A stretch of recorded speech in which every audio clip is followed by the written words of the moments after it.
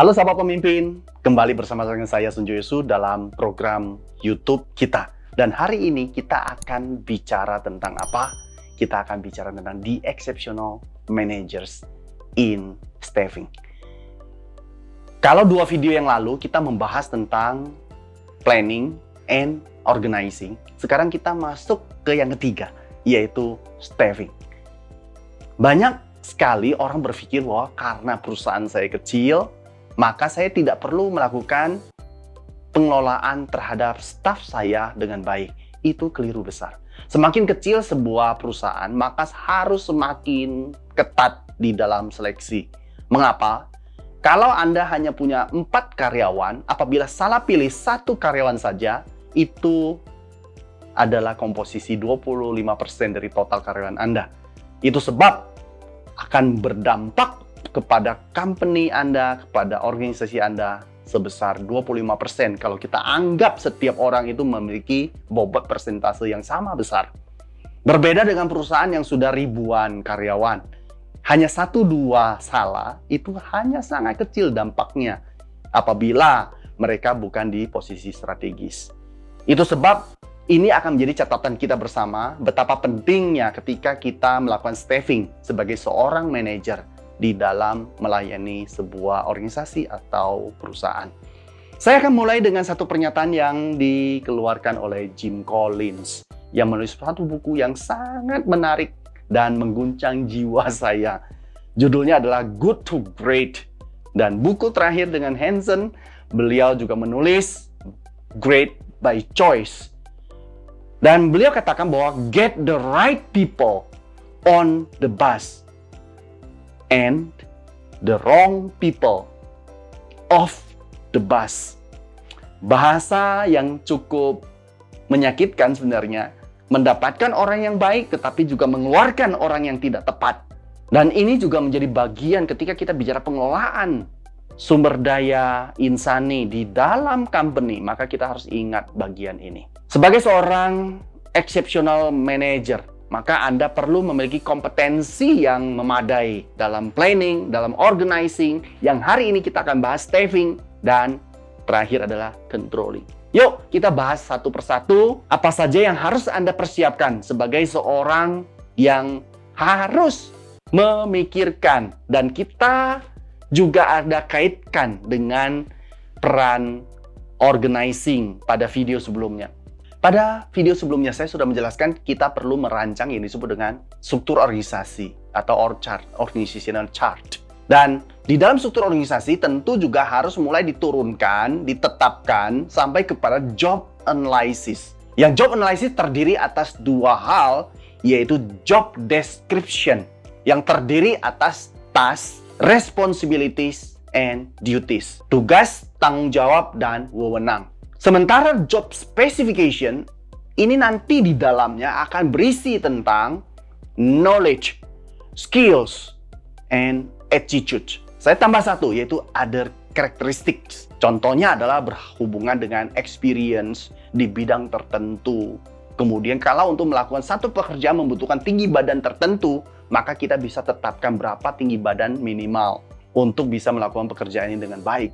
Dan ini bicara masalah kompetensi. Dan itu harus dituangkan menjadi dokumen job analysis yang terdiri dari 2 hal tadi, yaitu job description and job specifications. Sahabat pemimpin, saya akan lanjutkan setelah kita memiliki ini yang sudah saya bahas pada saat saya berbicara tentang organizing. Maka kita akan bicara tentang human capital management functions. Apa saja di dalamnya yang harus ditata, yang harus dikendalikan oleh seorang manajer. Yang pertama adalah human resource planning atau human capital planning. Ini bicara masalah manpower planning. Di dalam market biasa orang menggunakan istilah itu, MPP, manpower planning. Isinya apa? Isinya adalah bicara masalah jumlah dan spesifikasi yang dibutuhkan untuk mampu bekerja pada posisi pekerjaan tertentu. Yang kedua adalah setelah Anda sudah memiliki MPP, Anda perlu memiliki yang disebut dengan bagaimana Anda merancang dan merencanakan rekrutmen proses dari awal hingga akhir. Beberapa perusahaan besar itu memiliki dua struktur, yaitu internal kandidat dengan eksternal kandidat yang mereka coba tawarkan posisi jabatan tertentu yang vacant atau lowong di dalam belum ada yang mengisi, atau ada satu pejabat tertentu yang dinaikkan jabatannya atau dipromosikan, maka jabatan sebelumnya pasti kosong. Itu sebab itu ditawarkan juga, bisa internal juga bisa eksternal. Dalam proses ini harus dilakukan dengan baik. Dan proses rekrutmen belum ada karyawan baru setelah selesai rekrutmen, tetapi ada calon kandidat yang paling kuat untuk diteruskan pada proses berikutnya yang kita sebut sebagai proses selection.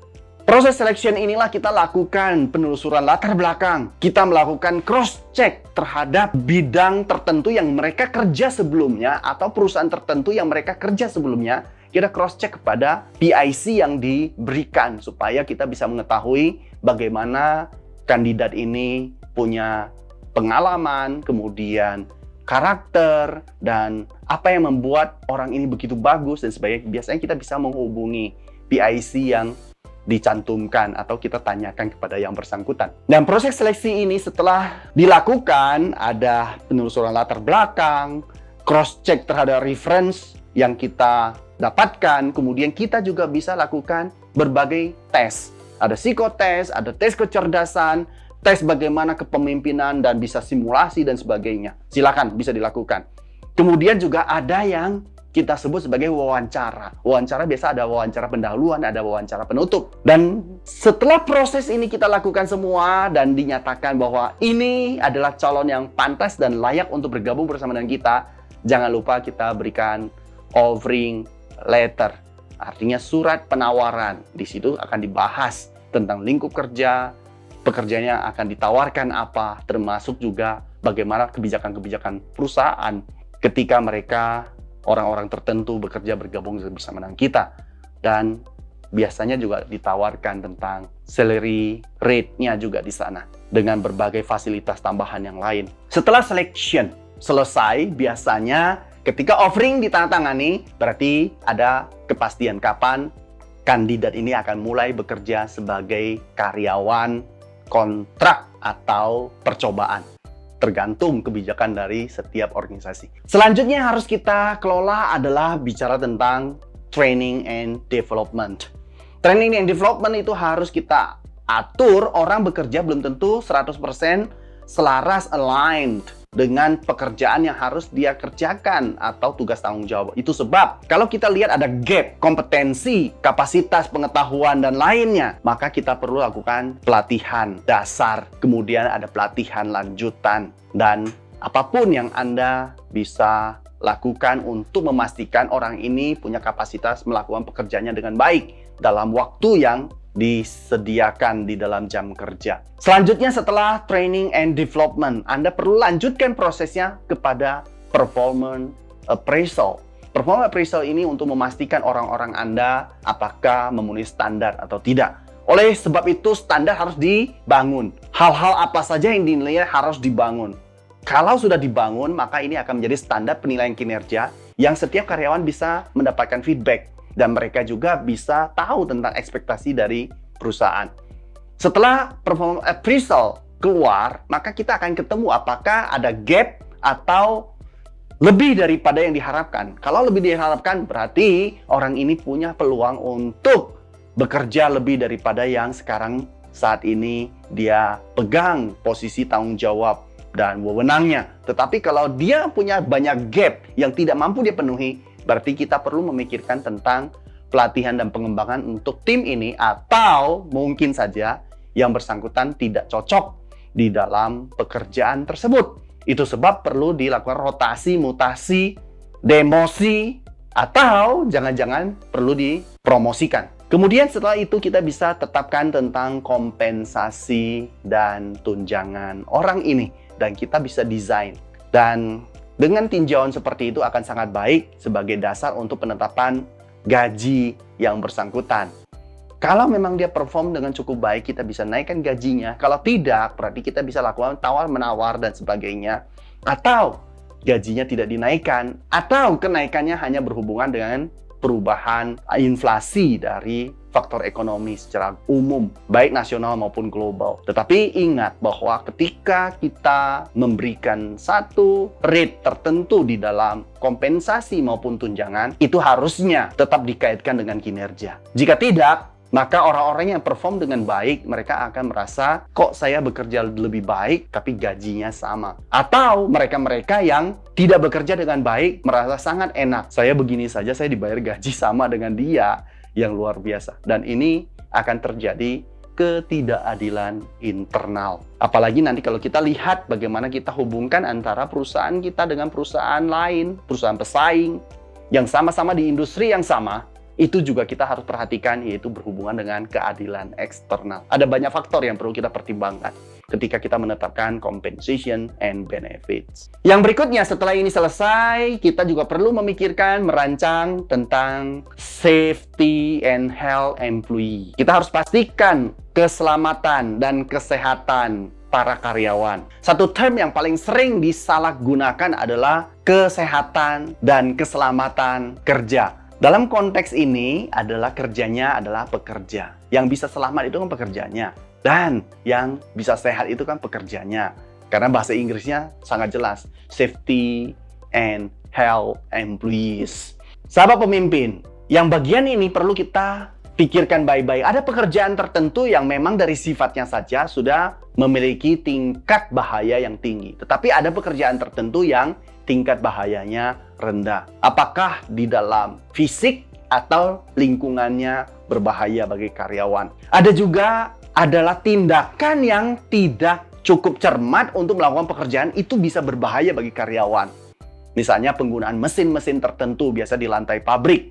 Itu perlu pelatihan khusus untuk mampu bekerja dalam kondisi aman. Kadang-kadang juga kita harus pikirkan juga untuk daerah-daerah tertentu yang rawan terhadap gempa, terhadap angin topan dan sebagainya. Ini juga perlu kita pikirkan, merancang bangunan dan tempat kerja yang sungguh-sungguh dapat memproteksi para karyawan. Selanjutnya kita akan bicara tentang employee and labor relations. Ini bicara tentang bagaimana hubungan antara karyawan dan ketenagakerjaan berhubungan dengan manajemen. Dan biasanya di dalam perusahaan-perusahaan yang besar, mereka ada serikat pekerja. Dan seringkali juga serikat pekerja di luar, seringkali juga ingin berintervensi masuk ke perusahaan-perusahaan atau industri tertentu. Karena berkenaan bagaimana mereka menuntut beberapa hal. Yang paling sering mereka lakukan itu bicara masalah salary atau berhubungan dengan upah. Dan yang kedua, yang seringkali mereka ingin intervensi yaitu di dalam jam kerja. Dan berikutnya bicara masalah berbagai fasilitas dan berhubungan dengan keadilan. Hal-hal ini seringkali perlu dikelola dengan baik. Yang berikutnya, jangan lupa di dalam kita mengelola staf kita, maka kita perlu lakukan juga studi, survei, research terhadap berbagai hal yang ada di dalam perusahaan. Dengan studi ini adalah hal yang nyata terjadi dan kita perlu lakukan sesuatu. Karena apa? Karena hal yang terjadi melakukan sesuatu ini menjadi dasar bagi kita untuk mengambil keputusan strategis. Yang berikutnya adalah equal employment. Ini bicara masalah keadilan, bicara masalah persamaan hak dan tanggung jawab, dan kita memperlakukan orang sesuai dengan proporsinya masing-masing. Dan seringkali perusahaan mengabaikan hal-hal seperti ini, sehingga seringkali menjadi persoalan yang laten akhirnya meledak di satu waktu tertentu. Jadi, mari kita bersama-sama juga memperhatikan diversity di dalam organisasi kita, karena market yang kita layani adalah market yang diversity. Sebagai penutup, saya ingin memberikan satu quote tentang bagaimana kita bisa mengelola staff dengan baik. The right man on the right place for the right future. Dan saya sangat suka dengan quote ini, karena quote ini bicara bukan hanya sekarang, ketika kita mendapatkan orang yang tepat, kita tempatkan pada posisi yang tepat, tetapi kita juga bicara orang ini harus tepat juga untuk masa depan. Seringkali yang kita dapatkan dia tepat hari ini, tapi tidak tepat untuk masa depan, karena tidak ingin berubah dan tidak ingin lakukan pembelajaran lanjutan. Oleh sebab itu, sahabat pemimpin, tetap bersama dengan saya Sunjoyesu dalam video-video inspiratif lainnya. Dan kita akan belajar bersama, bertumbuh bersama.